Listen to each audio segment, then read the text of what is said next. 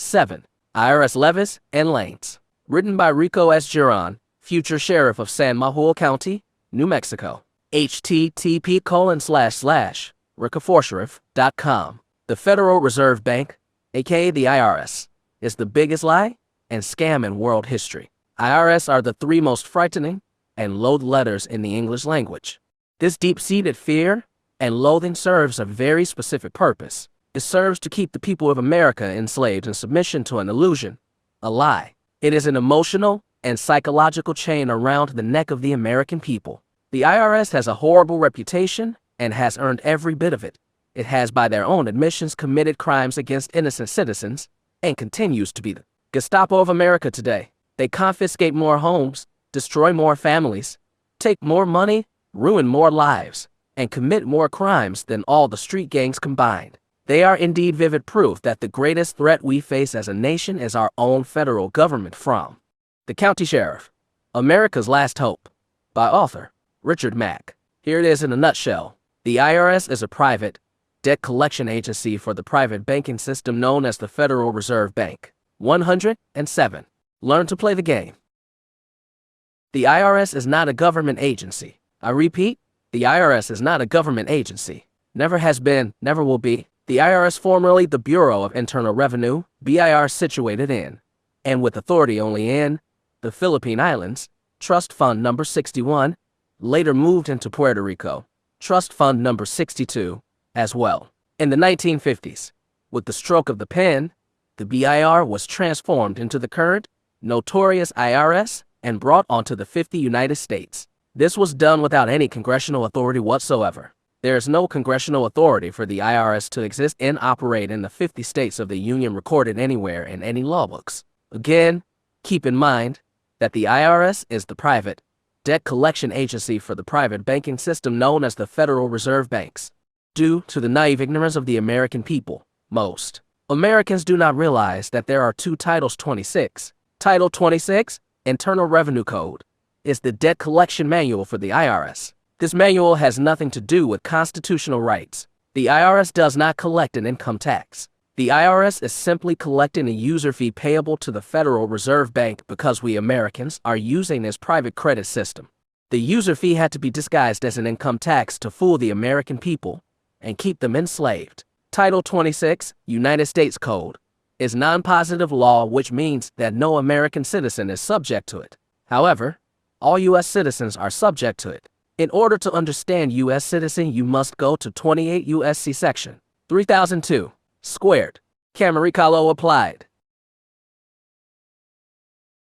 Most American citizens have perhaps unknowingly, but voluntarily, surrendered their sovereignty in exchange toward the immunities and privileges of the 14th Amendment. There are literally hundreds of silent, unilateral contracts by which American citizens declare themselves to be U.S. citizens and thus subject to both Titles 26. By voluntarily becoming a U.S. citizen, every American citizen declares him or herself to be an indentured servant, a slave to the non-federal Federal Reserve banking system with no constitutional rights whatsoever.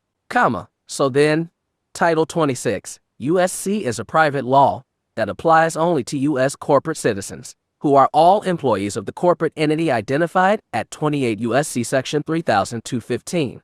ABC as the United States. 15 United States means A federal corporation.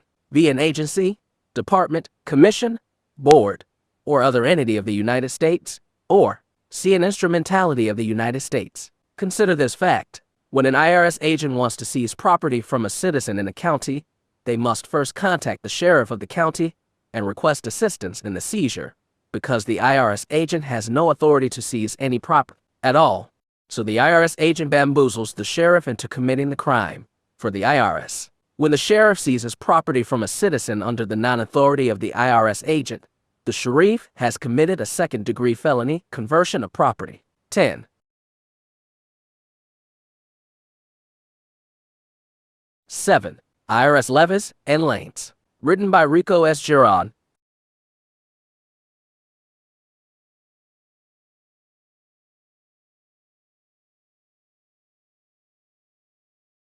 A second-degree felony is incredibly serious. However, both the IRS agent and the sheriff knowingly or unknowingly, count on the ignorance of the citizen who has no idea what their lawful rights are. Bear this point in mind. If the IRS agent has no authority to seize any property at all, then they cannot delegate or confer to the sheriff what they do not have. In addition, the sheriff has no idea that he has engaged in a serious crime. Here is where the maxim, ignorance of the law is no excuse for violating the law applies. Hence the maxim, the law leaves the wrongdoer where it finds him. We do not have an excuse based on the legal system. Both the IRS agent and the sheriff should be arrested and charged with conversion of property, a second-degree felony. Tyranny is defined as dominance through threat of punishment and violence, oppressive rule, abusive government, cruelty, and injustice. What better definition than this fits the abusive IRS? America is using a private credit system wherein the medium of exchange is the Federal Reserve notes that we call dollars. Hence, the so-called income tax is in reality nothing more than a disguised user fee that Americans must pay to the non-federal Federal Reserve Bank for using their private credit system. Research Title 12, USC. The legal definition of dollar is a gold or silver coin of a specific weight and with specific markings. Thus, a Federal Reserve note, FRN, is not and cannot ever be a future sheriff of San Manuel County, New Mexico. The IRS is not a government agency. I repeat,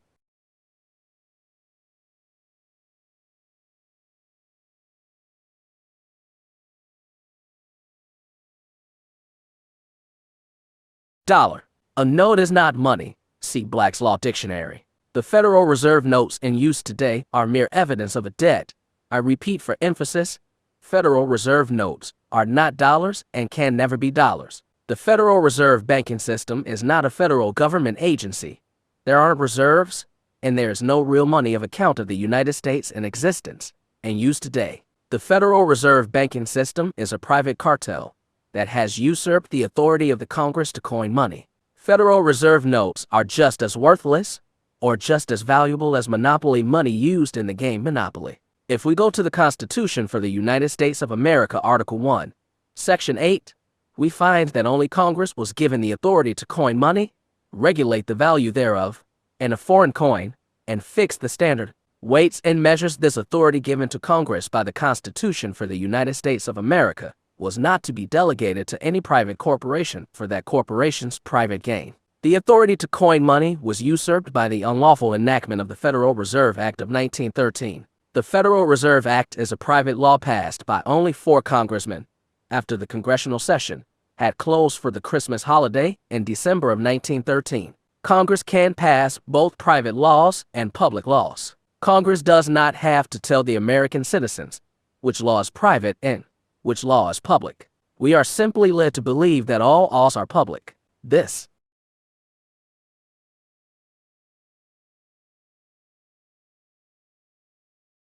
is propaganda and brainwashing at its best. Starting from 1913, we Americans voluntarily submitted to this private law through our own ignorance. Once we submitted to this private contract law, we became voluntary slaves of the Federal Reserve System.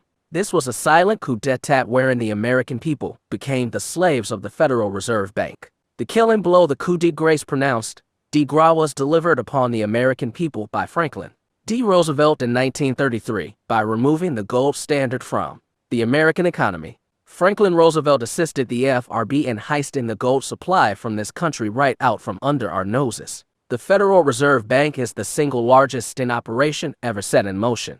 FDR knew what he was doing. Since then, no American citizen has actually paid for anything. We have just exchanged worthless Federal Reserve notes for more worthless Federal Reserve notes. We lease our property from the state of your state. We lease our cars. We lease our houses. We own nothing. Since 1933, no American has owned their property in allodium. That is why the state of your state can take your property for just about any reason. That is eminent domain, failure to pay so-called property taxes, state income tax, etc. For anyone who has ever dealt with a debt collection agency, you know how nasty, mean, and dirty they can be. Now take that nastiness, that meanness and dirtiness, and